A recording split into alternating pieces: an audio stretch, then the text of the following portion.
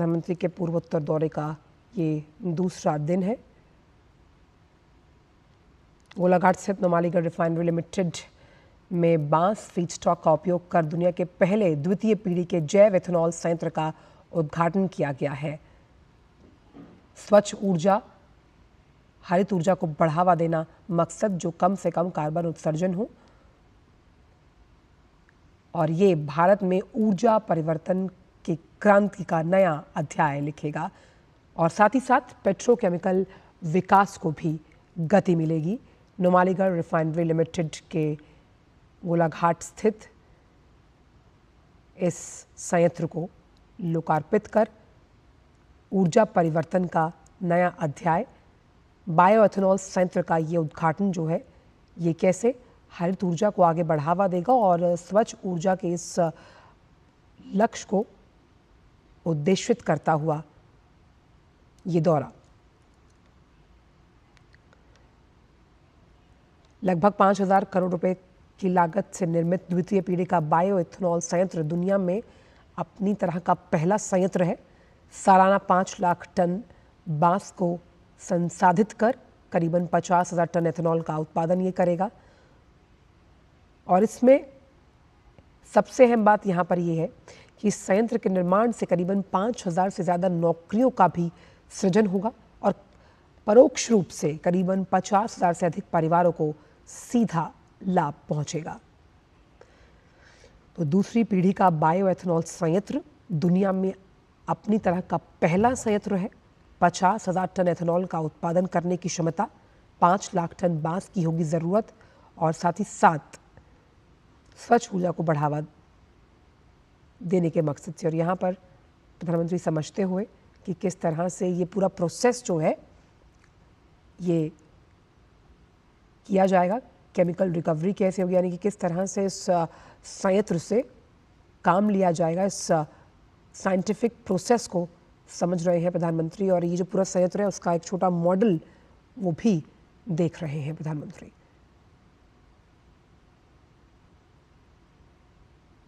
तो स्वच्छ ऊर्जा को बढ़ावा देने के साथ साथ कैसे इस रिफाइनरी से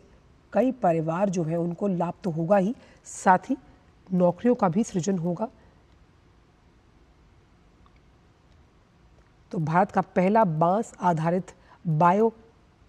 एथेनॉल प्लांट देश को समर्पित किया गया है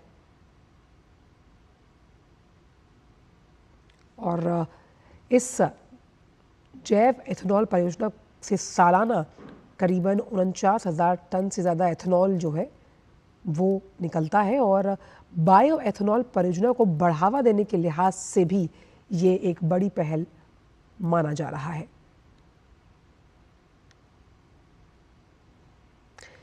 तो बांस से एथेनॉल का उत्पादन करने वाला भारत का ये पहला संयंत्र, जो हम साफ तौर पर मानते हैं कि अगली पीढ़ी के संयंत्र के तौर पर कैसे चावल, गन्ना आदि जो खाद्यान्न फसलें हैं उसके कच्चे माल का उपयोग करने वाला ये एथेनॉल संयंत्र अपने आप में पूरे विश्व में अपने आप में पहला,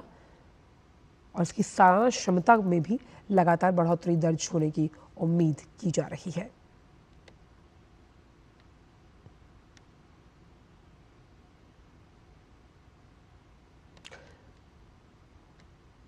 गोलाघाट में असम बायो एथेनॉल संयंत्र का उद्घाटन प्रधानमंत्री द्वारा किया गया है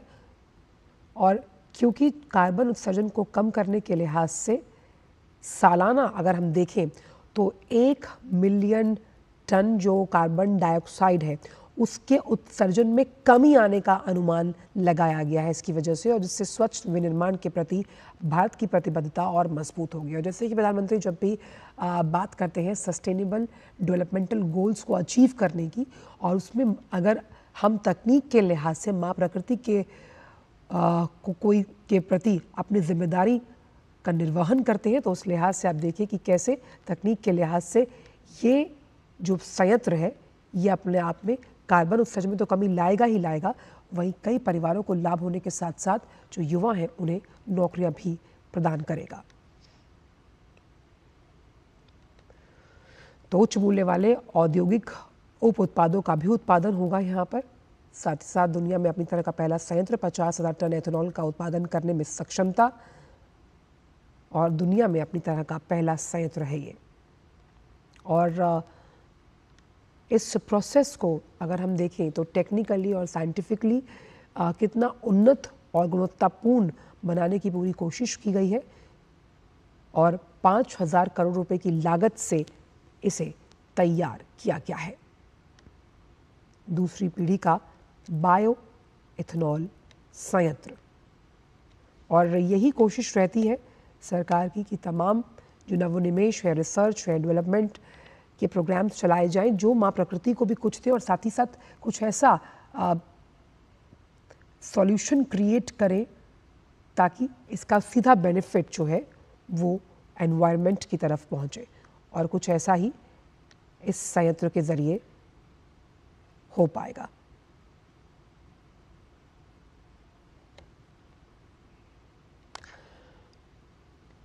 स्वच्छ ऊर्जा को बढ़ावा देने के उद्देश्य से प्रधानमंत्री के इस दौरे से भारत को पहला बांस आधारित बायो एथेनॉल प्लांट जो है वो मिला है, क्योंकि भारत के ऊर्जा भविष्य में एथेनॉल की जो भूमिका है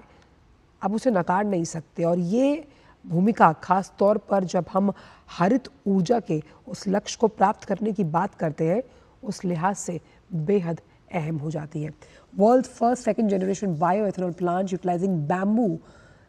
एज द मेन प्रोडक्ट। तो आप समझिए कि कैसे बैम्बू को इस्तेमाल करके आप इस रिफाइनरी के ज़रिए स्वच्छ ऊर्जा का भी संदेश दे रहे हैं, और ये सेकंड जनरेशन रिफॉर्म्स के लिहाज से बेहद ज़रूरी है।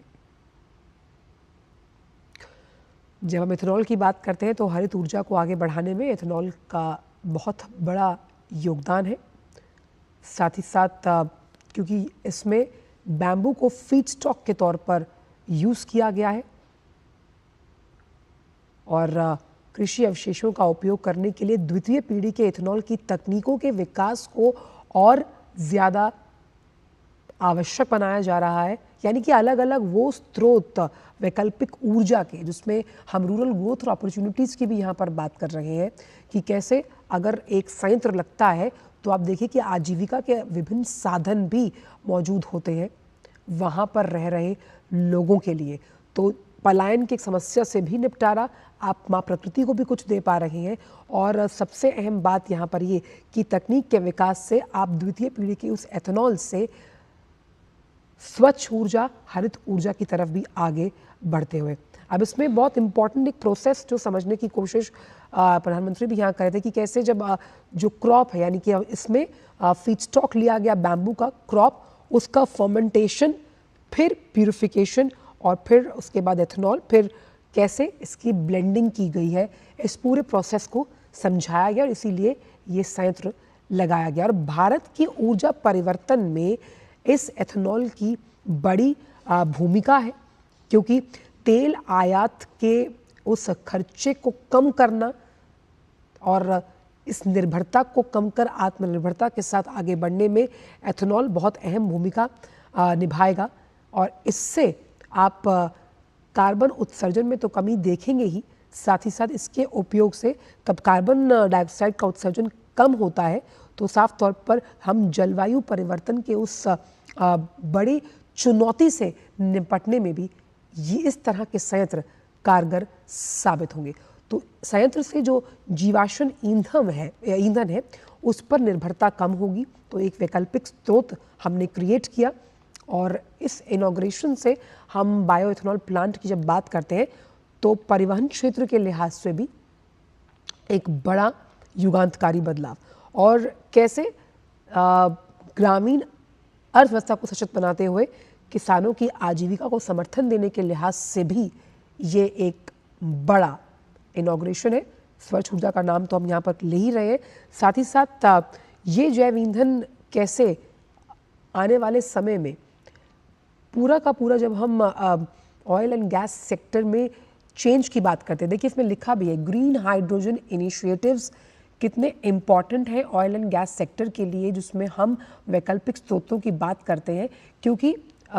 ये तमाम वो स्रोत हैं जो ज़्यादा यूज़ होने के लिहाज से ख़त्म होने की कगार पर है। ऐसे में अलग अलग विकल्पों पर भी बात करना ज़रूरी है, और ये second generation of green initiative reforms है जिसका जिक्र हम कर रहे हैं और स्वच्छ ऊर्जा को बढ़ावा देने के लिहाज से ये बेहद अहम हो जाता है। और जब हम चक्रीय अर्थव्यवस्था में सुदृढ़ बनाने की बात करते हैं आर्थिक लिहाज से, ऐसे में इस तरह का संयंत्र किसी भी राज्य की आर्थिक प्रगति को धार देने का मादा रखता है। आप देखिए इस रिफाइनरी से जहां जॉब क्रिएशन होगा, जॉब क्रिएशन के साथ कई ऐसे परिवार हैं जिनका जीवन निर्वहन होगा और साथ ही साथ असम की अगर बात की जाए तो वैश्विक पटल पर अपने आप में एक अलग ही स्थान रखेगा, क्योंकि ये पहला संयंत्र है अपने आप में अनूठा, अनोखा। और इस लिहाज से एथेनॉल के प्रति जो तमाम तकनीक है, जिस तकनीक के लिहाज से एथेनॉल का इस्तेमाल कर और जिसमें हमने यहाँ पर बैम्बू एज फीडस्टॉक लिया है, आप समझिए कि इस संयंत्र के उद्घाटन से कहीं ना कहीं हम जब कार्बन उत्सर्जन की कमी की तो बात कर ही रहे हैं, लेकिन ग्रीन इनिशिएटिव और इस ट्रांजिशन को भी हम एक बहुत पॉजिटिव पैराडाइम शिफ्ट मानते हैं जब हम स्वच्छ ऊर्जा की बात करते हैं। तो ये प्रोपलीन का जो प्रोजेक्ट है ऑनगोइंग, अपकमिंग, यानी कि बहुत सी ऐसी चीज़ें जो अभी अंडर पाइपलाइन में भी हैं, लेकिन कैसे इस संयंत्र से आने वाले सालों में हम असम का एक नया ही रूप सामने देखेंगे। तो दूसरी पीढ़ी का बायो इथेनॉल संयंत्र जहां 5,000 करोड़ रुपए की लागत से इसे बनाया गया है, उन्नत टेक्नोलॉजी का इस्तेमाल इसमें किया गया, दुनिया में अपनी तरह का पहला संयंत्र 50,000 टन एथेनॉल का उत्पादन करेगा और इसके लिए 5 लाख टन बांस की ज़रूरत होगी, जिसका जिक्र अभी मैंने आपसे किया था, और कैसे इस पूरी प्रक्रिया को अंजाम दिया जाएगा। अब सबसे अहम बात क्या है कि 25 मेगावाट जो ग्रीन इलेक्ट्रिसिटी है, यानी हरित बिजली का उत्पादन होगा। बिजली के उत्पादन के लिए अगर इस तरह के वैकल्पिक स्रोत या रिसोर्सेज का इस्तेमाल किया जाता है जो पर्यावरण को नुकसान भी नहीं पहुंचाते, यानी कि आपके घर बिजली भी पहुंचेगी। देखिए रॉ बैम्बू का कैसे इस्तेमाल किया जाएगा, और इस रॉ बैम्बू से इस पूरी आप डायग्राम को अगर देख पा रहे हैं, इस पूरे डायग्राम से आप समझने की कोशिश कीजिए कि कैसे इस रॉ बैम्बू को फर्मेंट करके, प्रोसेस करके एथेनॉल बनाया जाएगा और उस एथेनॉल से बहुत से काम लिए जाएंगे जिसमें हरित बिजली के उत्पादन की क्षमता भी मौजूद है। यानी आप माँ प्रकृति को तो नुकसान नहीं पहुंचा रहे, बल्कि आप एक पंथ दो काज, आप हरित बिजली का एक नया रिसोर्स भी कहीं ना कहीं क्रिएट कर रहे हैं। 5,000 से अधिक नौकरियों का भी इसमें इंतजाम है और करीबन सीधे परोक्ष रूप से 50,000 से अधिक परिवारों को भी इसमें लाभ होगा। और ये जो टेक्निक है जिसमें भारत की जो पॉलीप्रोपिलीन आयात निर्भरता है उसमें 20% की कमी आएगी, और इससे आप देखिए जो पूरा आयात पर होने वाला खर्च है उसमें भी कटौती होगी। स्वच्छ विनिर्माण के प्रति भारत की जो प्रतिबद्धता है उसकी मजबूती को ये संयंत्र दर्शाता है, दिखाता है। तो सालाना 85 मिलियन अमेरिकी डॉलर की बचत, और प्रति वर्ष अगर देखें तो ये बहुत इम्पॉर्टेंट नंबर है, और 1 मिलियन टन कार्बन ऑक्साइड उत्सर्जन की में कमी आने का भी अनुमान इसमें जताया गया है। कहीं ना कहीं ये तमाम परियोजनाएं भारत के आत्मनिर्भरता के दृष्टिकोण को दिखाती है, जिसमें स्वच्छ ऊर्जा, पेट्रोकेमिकल्स के साथ साथ ग्रामीण समृद्धि के केंद्र के रूप में हम पूर्वोत्तर के विकास की प्रतिबद्धता को भी दर्शाते हैं। कहीं ना कहीं ये जो पहल है ये असम के विकास को एक नई दशा और दिशा देते हुए नजर आएगी। तो नुमालीगढ़ रिफाइनरी लिमिटेड में संयंत्र का उद्घाटन किया गया। प्रधानमंत्री ने यहाँ पर साइंटिफिक तरीके को भी समझने की कोशिश की कि आखिरकार ये प्रक्रिया किस तरह से की जाएगी इस पूरी रिफाइनरी में। स्वच्छ और हरित ऊर्जा के पथ पर दौड़ता भारत, जहां पर हम पेट्रोकेमिकल्स की अगर बात करें तो इस पूरे क्षेत्र में ये एक युगांतकारी बदलाव के रूप में देखा जा रहा है। और इसी के साथ कहीं ना कहीं जो एक trickle down rippling positive effect है उसके अलाइड सेक्टर्स पर, ऑयल एंड गैस, उस पर भी पड़ता हुआ नजर आएगा। यानी बात पेट्रोकेमिकल सेक्टर की, लेकिन इस फैसले से आप देखिए इलेक्ट्रिसिटी पर भी एक पॉजिटिव इम्पैक्ट पड़ता हुआ यहाँ नजर आएगा। तो 85 बिलियन अमेरिकी डॉलर की बचत के साथ साथ हमने देखा कि कैसे कार्बन उत्सर्जन में भी इस संयंत्र की वजह से कमी आएगी।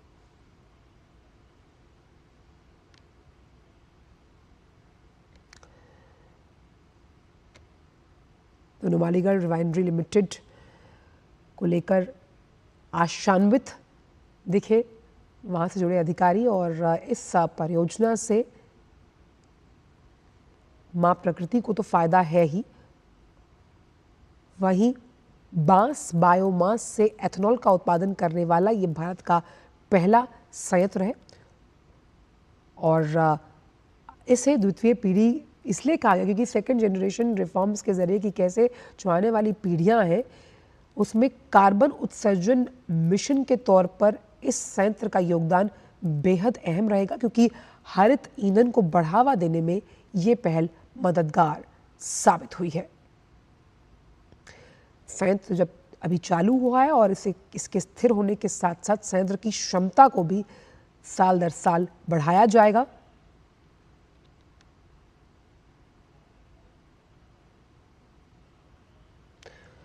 तो नुमालीगढ़ में देश की पहली बांस आधारित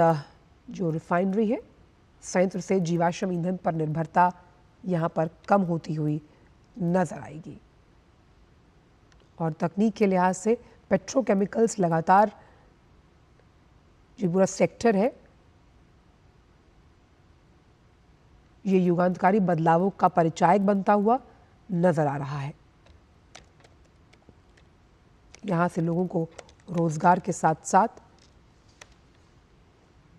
एक असम को भी एक नए रूप में हम यहाँ देख पाएंगे। तो असम के लिए आज बड़ा दिन, पूर्वोत्तर दौरे का प्रधानमंत्री का दूसरा दिन है। यहाँ पर कई ऐसी विकास परियोजनाओं की आधारशिला रखी गई, शिलान्यास किया गया जो चिकित्सा स्वास्थ्य से जुड़ी हुई थी। और गोलाघाट में अभी हाल ही में प्रधानमंत्री ने असम बायोएथनॉल संयंत्र का उद्घाटन किया है। और नुमालीगढ़ रिफाइनरी लिमिटेड में संयंत्र का उद्घाटन किया गया जो सेकेंड जनरेशन बायोएथनॉल संयंत्र है। कार्बन उत्सर्जन की कमी के साथ साथ कैसे बैम्बू से एथेनॉल बनाया जाएगा, इस संयंत्र की अगर बात की जाए तो ये उसमें आने वाले समय में कारगर साबित होगा। और कैसे ऊर्जा सुरक्षा के मार्ग को संरक्षित करेगा ये पूरा संयंत्र आने वाले सालों में, ये देखना होगा।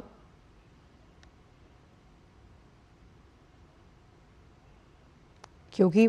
विश्व के तीसरे सबसे बड़े ऊर्जा उपभोक्ता के रूप में भारत को तेल आयात कम करने के लिए इस तरह के संयंत्रों की ज़रूरत है, क्योंकि ये जो ऊर्जा सुरक्षा को बढ़ाने के साथ साथ ग्रामीण आय में भी इजाफा करेगा। यानी कैसे ग्रामीण अर्थव्यवस्था सुदृढ़ होगी, इसमें भी इस तरह के जो संयंत्र है उनका योगदान रहेगा। तो तकनीकी नवाचार, औद्योगिक विकास, ऑटोमोबाइल इंडस्ट्री, इन तमाम सेक्टर्स की जब हम बात करते हैं तो उसके लिए बेहद ज़रूरी है ये, क्योंकि तकनीकी नवाचार और औद्योगिक विकास के लिए इस तरह के जो संयंत्र है वो ज़रूरी है। और ये तो अपने आप में पहला संयंत्र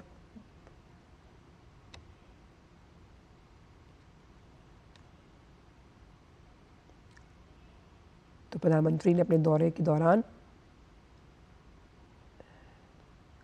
नुमालीगढ़ में असम बायोएथनॉल संयंत्र का उद्घाटन किया।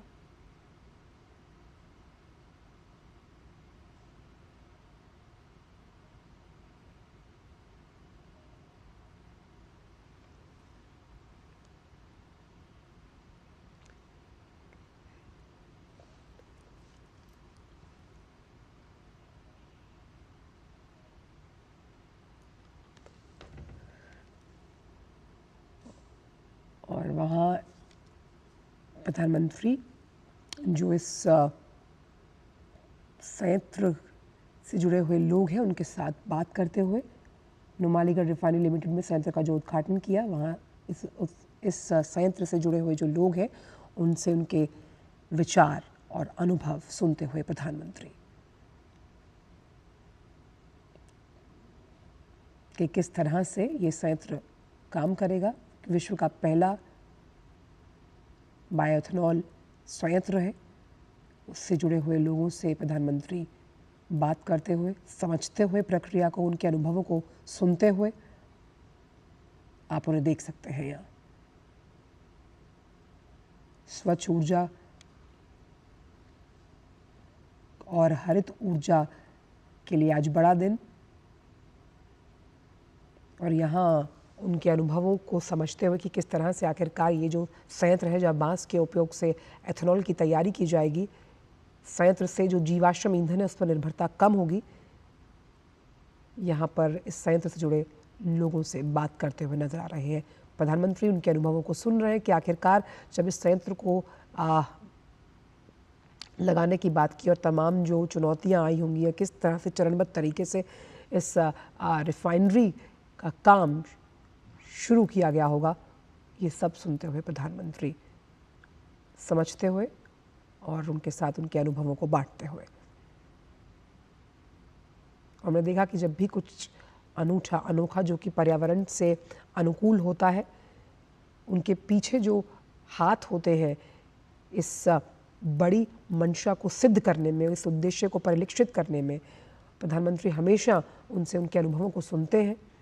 समझते हैं कि आखिरकार किस तरह से क्या चुनौतियाँ आई होंगी और समझते हैं।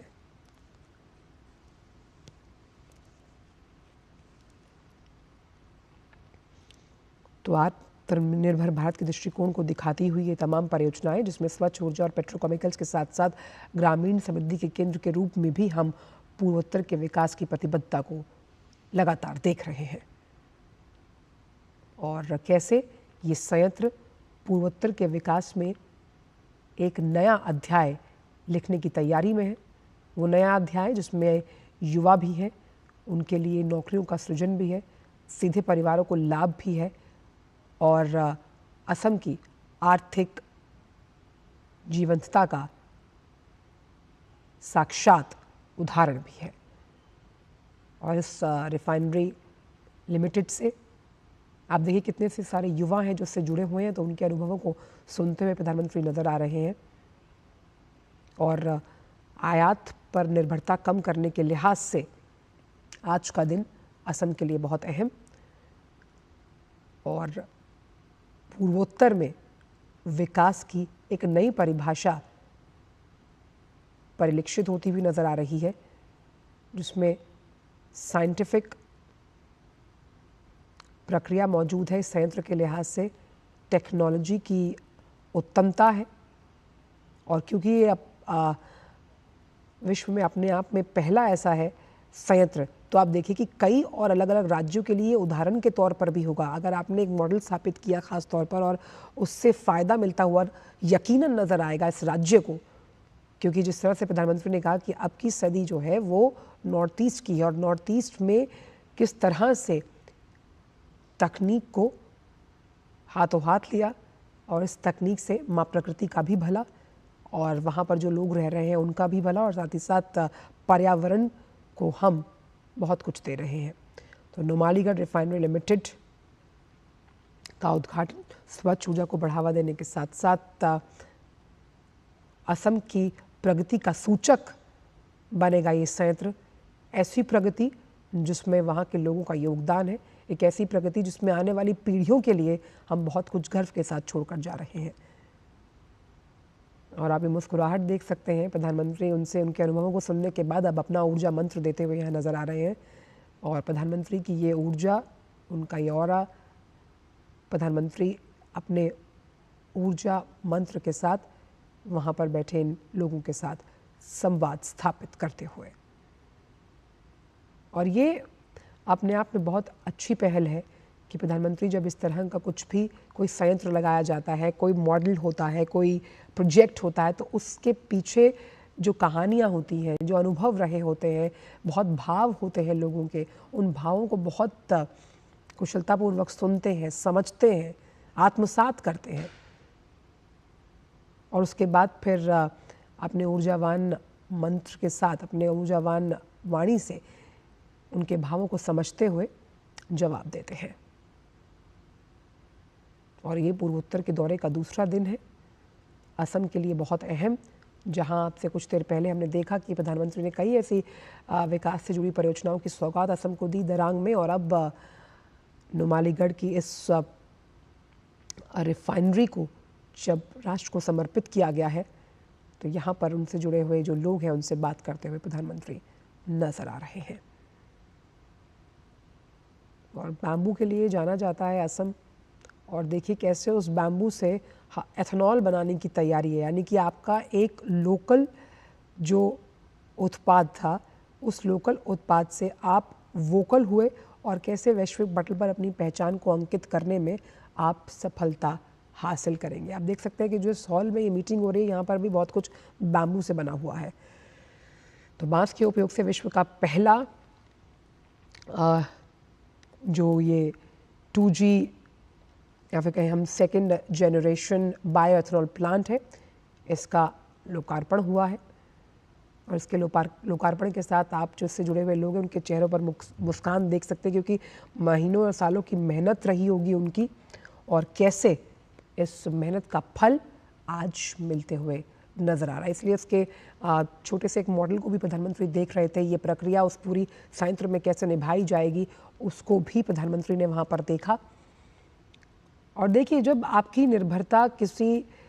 चीज़ पर कम होती है तो आपके आयात के बिल में कटौती होगी, तो उसी पैसे का इस्तेमाल लोकहित राष्ट्रहित से जुड़ी अन्य योजनाओं में किया जा सकता है। और यही एक देश की आर्थिक प्रगति का बहुत बड़ा सूचक है कि कैसे आयात यानी इंपोर्ट के बिल को कम किया जाए और अपने ही घरेलू प्रोडक्शन को, यानी घरेलू फ्रंट पर, घरेलू मैदान पर हम उन तमाम तकनीक और साइंटिफिक रिसर्च और डेवलपमेंट, नवोन्मेष और नवाचार के साथ आगे बढ़े। और इस तरह से जब नवाचार अलग अलग सेक्टर्स में होता है, जैसे कि पेट्रोकेमिकल्स की बात हम अभी कर रहे हैं, तो आप समझिए कि देश आर्थिक प्रगति के पथ पर सरपट दौड़ता है। यही आत्मनिर्भरता का जो संकल्प से सिद्धि का एक उद्देश्य परिलक्षित कर प्रधानमंत्री चल रहे हैं, जिसमें 125 करोड़ हिंदुस्तानियों के साथ की उम्मीद हमेशा वो करते आए हैं। उस लिहाज से आज नुमालीगढ़ रिफाइनरी लिमिटेड में संयंत्र का ये उद्घाटन अपने आप में बेहद अहम। स्वच्छ ऊर्जा हर एक देश का सपना, और ख़ास तौर पे प्रधानमंत्री कई मल्टीलैटरल फोरम्स पर बोल चुके हैं कि जब भी हम तकनीक के लिहाज से कुछ अपनाएं, माँ प्रकृति को हम क्या दे सकते हैं उसकी तैयारी और इस लक्ष्य को दिमाग में ज़रूर रखा जाए। इसीलिए भारत को पर्यावरण में सकारात्मकता के साथ आगे जाते हुए एक प्रॉब्लम सॉल्वर और सॉल्यूशन प्रोवाइडर के तौर पर देखा जाता है। यानी कि आज जब पूरा विश्व कहीं ना कहीं कार्बन उत्सर्जन के इस दंश को झेल रहा है, और इस दंश को झेलने की वजह से पूरा जो एक इकोसिस्टम है प्रकृति का, वो डिसबैलेंस है, बिगड़ा हुआ है, तो कैसे तमाम देश इस तरह के सॉल्यूशंस को अपना सकते हैं। भारत में प्रधानमंत्री लगातार इस तरह के सॉल्यूशंस पर हमेशा बात करते हैं। तो आज एक यही इस संयंत्र की अगर बात की जाए तो इसका भी योगदान यही रहेगा, जिसमें कार्बन उत्सर्जन में कमी आएगी। यानी कि एक संयंत्र कितना बड़ा लेवल ऑफ चेंज ला सकता है जब हम इकोसिस्टम को ठीक करने की बात